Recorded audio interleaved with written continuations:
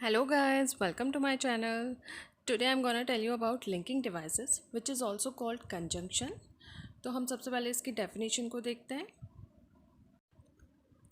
Linking words is a word which joins two or more than two words, phrases, clauses और sentences. Linking words वे words होते हैं जो दो या दो से अधिक शब्दों को, phrases को या clauses या sentences को जोड़ने का काम करते हैं. इन्हें हम कंजंक्शन या कनेक्टिंग वर्ड्स भी बोलते हैं. Let's take an example. Rita and Neha went to market. अब यहाँ पर एंड जो है वो दो नाउन को जोड़ने का काम कर रहा है. Next, I went to see him but he was not there. यहाँ पर बट जो है वो दो सेंटेंसेस को जोड़ने का काम कर रहा है. नेक्स्ट है गिव मी टी और कॉफ़ी. अब यहाँ पर और जो है वो टी और कॉफ़ी को जोड़ने का काम कर रहा है. फ्रेजेस क्या होते हैं? Group of words that doesn't include a subject and verb. शब्दों का एक ग्रुप होता है जिसमें सब्जेक्ट या वर्ब की ज़रूरत नहीं होती. नेक्स्ट है clauses. Group of words that include a subject and verb. Clauses किससे बनते हैं? शब्दों का एक ग्रुप होता है जिसमें सब्जेक्ट और वर्ब होता है, उन्हें बोलते हैं हम क्लॉजेस. अभी हम देखते हैं कंजंक्शन कितने टाइप के होते हैं. There are 3 types of conjunction: coordinating conjunction, subordinating conjunction and correlative conjunction. अभी नेक्स्ट हम डेफिनेशन को देखते हैं. फर्स्ट है coordinating conjunction. A coordinating conjunction is a word that connects words, phrases और सेंटेंसेस. कोऑर्डिनेटिंग कंजंक्शन वो शब्द होते हैं जो दो वर्ड्स को, फ्रेजेस को और सेंटेंसेस को जोड़ने का काम करते हैं. When a coordinating conjunction joins together two sentences, the resulting sentence is called a compound sentence. जब coordinating conjunction दो sentences को जोड़ता है ना, तो उसको हम compound sentence भी कहते हैं. एक्चुअली इंग्लिश में sentences के 3 parts होते हैं: simple sentence, compound sentence and complex sentence. ये ऑप्शनल का पार्ट हो गया, लेकिन इन अ ब्रीफ मैं आपको बता देती हूँ कि कंपाउंड सेंटेंस होते क्या हैं. A compound sentence is a sentence that has at least two independent clause joined by a conjunction. Compound sentence वो सेंटेंस होते हैं जो दो इंडिपेंडेंट क्लॉज को कंजंक्शन से जोड़ते हैं. अब इंडिपेंडेंट क्लॉज क्या होता है? An independent clause is a clause that has a subject and a verb and form a complete thought. Independent clause वो क्लॉजेस होते हैं जिसमें एक सब्जेक्ट होगा, एक वर्ब होगा और उस सेंटेंस का एक अपना मीनिंग निकलेगा. वो दूसरे सेंटेंस पर डिपेंड नहीं रहता. वो होता है इंडिपेंडेंट क्लॉज. देखो अभी हम एग्जाम्पल देखते हैं कंपाउंड सेंटेंस का. This house is too expensive and that house is too small. अब यहाँ पे this sentence is a compound sentence because it has a 2 independent clause. ये दोनों ही एक इंडिपेंडेंट क्लॉजेज है. दोनों में देखो सब्जेक्ट है, दोनों में वर्ब है. जस्ट देखो, this house is too expensive, इसका अलग मीनिंग निकल रहा है ना. इसका इस दूसरे सब्जेक्ट, दूसरे सेंटेंस के बगैर भी काम चल रहा है. नेक्स्ट सेंटेंस है that house is too small. वह घर बहुत छोटा है. तो ये यहाँ पर दोनों एंड से जुड़ रहे हैं. कोऑर्डिनेटिंग कंजंक्शन को हम कोड से याद रखेंगे. Fan boys. F stands for, A stands for and, N stands for nor, B stands for but, O stands for और, Y stands for yet and S stands for so. Next coordinating conjunction के examples को देखते हैं. First है for. यहाँ पर because के sense में यूज़ होगा. I have to find a new job for I am unemployed. मुझे नई जॉब ढूंढनी होगी क्योंकि मैं बेरोज़गार हूँ. नेक्स्ट है एंड. एंड यहाँ पर इन एडिशन टू के मीनिंग में होगा. I have 1 dog and 3 love birds. मेरे पास 1 डॉग है और 3 लव बर्ड्स हैं. नॉर है यहाँ पर एंड नॉट के सेंस में यूज़ होगा. Neither Mark nor Mary were at the school yesterday. ना तो मार्क और ना ही मैरी कल स्कूल में थे. नेक्स्ट है बट यहाँ पर हाउ एवर के सेंस में यूज़ होगा. I go to work on Sundays but I don't go to work on Saturday. मैं संडे को काम पर जाता हूँ लेकिन मैं सैटरडे को काम पर नहीं जाता. नेक्स्ट है और यहाँ पर ईदर के सेंस में यूज़ होगा. Does Clark have any brothers और सिस्टर्स. क्या क्लार्क के कोई ब्रदर या सिस्टर है. नेक्स्ट है यट यहाँ पर बट के सेंस में यूज़ हो रहा है. I really wanted my son to study in university yet he left the school. मैं अपने बेटे को यूनिवर्सिटी में पढ़ाना चाहती थी लेकिन उसने स्कूल छोड़ दिया. नेक्स्ट है सो यहाँ पर देयर फॉर के सेंस में यूज़ हो रहा है. My daughter is very smart so everybody likes her. मेरी जो डॉटर है वो बहुत स्मार्ट है इसलिए उसे सब पसंद करते हैं.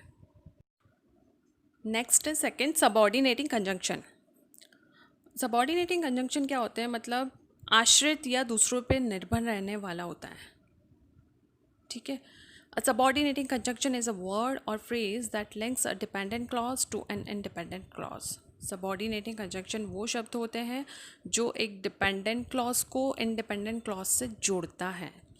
हमने देखा था कोऑर्डिनेटिंग कंजंक्शन में क्या था, दो इंडिपेंडेंट क्लॉज मिलके एक कंपाउंड सेंटेंस बनाते थे. यहाँ पे एक इंडिपेंडेंट क्लॉज होगा और एक डिपेंडेंट क्लॉज होता है. ये दोनों मिला के एक कॉम्प्लेक्स सेंटेंस बनाते हैं. इसका यूज़ सबऑर्डिनेटिंग क्लॉज को प्रिंसिपल क्लॉज से जोड़ने के लिए किया जाता है. अभी हम देखते हैं types of subordinating conjunction. Subordinating conjunction के कितने पार्ट होते हैं. फर्स्ट लेते हैं कंजंक्शन ऑफ टाइम. टाइम से रिलेटेड कंजंक्शन देखेंगे. जैसे हैं after. The doctor came after the patient has died. मरीज़ के मरने के बाद डॉक्टर आया. यहाँ पर the doctor came as a dependent sentence और इसके आफ्टर के बाद क्या आ रहा है, द पेशेंट हैज़ डाइड, ये इंडिपेंडेंट सेंटेंस हुआ. Next before. She had died before she reached 25. मतलब 25 की एज तक पहुँचने से पहले ही वह मर चुकी थी, है ना. यहाँ पर बिफोर कंजंक्शन है हमारा. नेक्स्ट सिंस लेंगे हम. Many things have happen since I saw you. जब से मैंने तुम्हें देखा है कई चीज़ें तुम्हारे साथ हो गई, है ना. नेक्स्ट है टिल अंटिल. टिल अंटिल मतलब जब तक. Wait here till until I return. यहाँ लौटने तक मेरा इंतज़ार करे, है ना.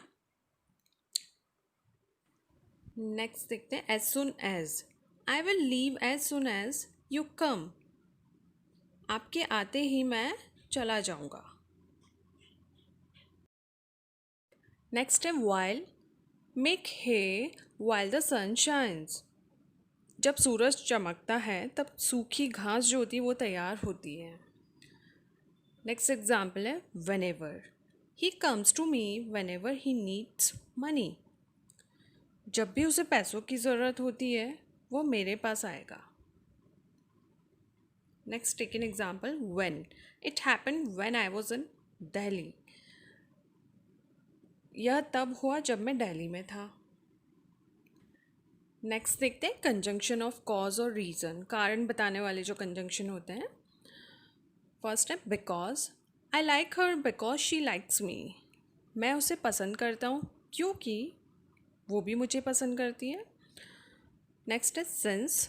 ही will go there since you desire it. जब तुम चाहोगे तब वो वहाँ जाएगा. ठीक है. नेक्स्ट है एज.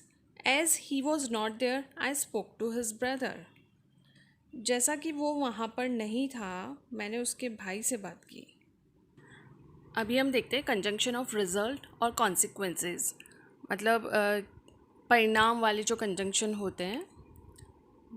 जैसे हैं that. He was so intelligent that he won the first prize. वो इतना इंटेलिजेंट था कि उसने पहला प्राइज़ जीता. नेक्स्ट है कंजंक्शन ऑफ पर्पस.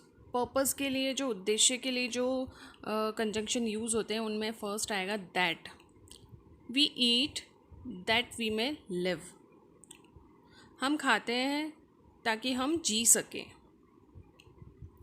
नेक्स्ट है so that. He worked hard so that he might pass. उसने बहुत मेहनत की ताकि वो पास हो जाए. नेक्स्ट है lest. Walk carefully lest you should fall. ध्यान से चलना चाहिए कि तुम गिर ना जाओ. In order that he works hard in order that he may become rich. वह बहुत हार्डवर्क करता है जिससे कि वो अमीर बन सके. नेक्स्ट हम देखते हैं कंजंक्शन ऑफ कंडीशन, जो कंडीशन बताते हैं. जैसे if he will dismiss you if you are late again. यदि आप फिर से देर करोगे तो आपको डिसमिस कर देगा, या मतलब आपको जॉब से हटा देगा. As if she behaves as if she were mad. वो ऐसे बिहेव करती है जैसे मानो कि वो मैड हो. नेक्स्ट है unless. He can not be pardoned unless he confesses his fault. जब तक वो अपनी गलती स्वीकार नहीं करता तब तक उसे क्षमा नहीं किया जा सकता. नेक्स्ट है प्रोवाइडेड या provided that. I agree to these terms provided या provided that you agree to mine. मैं इन शर्तों से सहमत हूँ बशर्ते कि आप मेरी सहमति दें. नेक्स्ट है कंजंक्शन ऑफ कंसेशन और कॉन्ट्रास्ट. कॉन्ट्रास्ट क्या होता है? मतलब विरोधाभास. दो अपोजिट चीज़ों की बात करना, दो अलग अलग बातें करना. Let's take an example. Although he is an honest man although he is poor. वह एक ईमानदार आदमी है हालांकि वो गरीब है. अब यहाँ दो चीज़ें हो रही हैं, ऑनेस्ट भी है और एक तरफ से उसको गरीब भी बताया जा रहा है ना. नेक्स्ट है दो. ही इज़ नॉट कॉन्टेंटेड दो ही इज़ पुअर. वह संतुष्ट नहीं है हालांकि वो गरीब है. नेक्स्ट है हाउएवर. चाहे कितनी he will never pass however hard he may try. वो पास नहीं होगा चाहे वो कितनी ही कोशिश कर ले. अभी हम देखते हैं कंजंक्शन ऑफ कंपैरिजन. जो तुलना करने वाले जो कंजंक्शन होते हैं उनकी बात करते हैं. जैसे फर्स्ट है as. He is as clever as I. वह उतना ही चतुर है जितना मैं. नेक्स्ट है than. He is taller than you.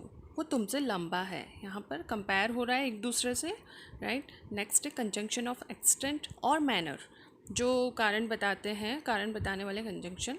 जैसे फर्स्ट है as. Man will reap as the saw.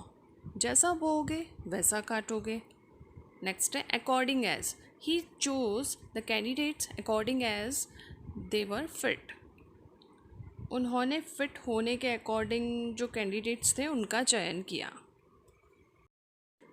Next हम देखते हैं कोरिलेटिव कंजंक्शन. कोरिलेटिव कंजंक्शन क्या होता है? Correlative conjunction is a pair of joining words that connects two words, phrases और clauses that are balanced together. मतलब एक तरह से कोरिलेटिव कंजंक्शन कोऑर्डिनेटिंग कंजंक्शन और सबऑर्डिनेटिंग कंजंक्शन का मिक्सचर समझो. और ये आपस में ना पेयर में होते हैं, जोड़े में होते हैं. Just take an example. Either or, neither nor, not only but also. आपने सुना होगा.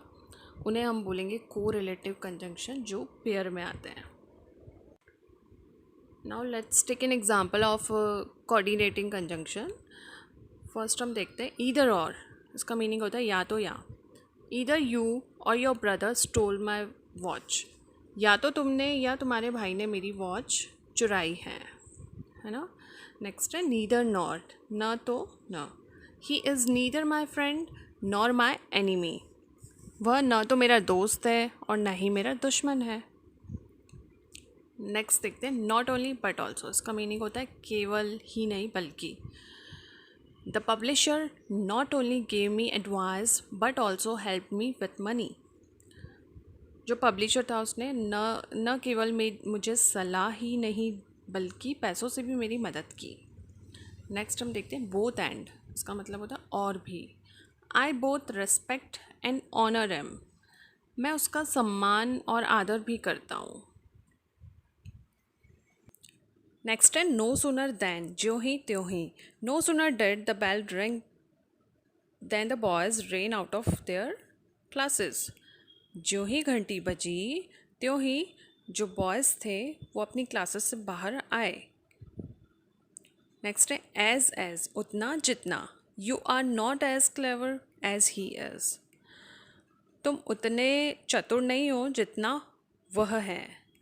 नेक्स्ट है सच दैट, इतना की। He is such a good man that all respect him, वह इतना अच्छा इंसान है कि उसकी सब रेस्पेक्ट करते हैं। नेक्स्ट है स्कैर्सली व्हेन, यानी मुश्किल से ही। I had scarcely reach the school when the bell rang, मैं मुश्किल से ही वहाँ स्कूल में पहुँचा था कि घंटी बजी।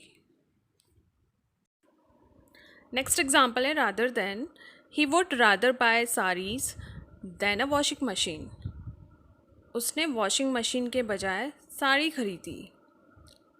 नेक्स्ट एग्जाम्पल है वेदर और, इसका मतलब होता है कि या।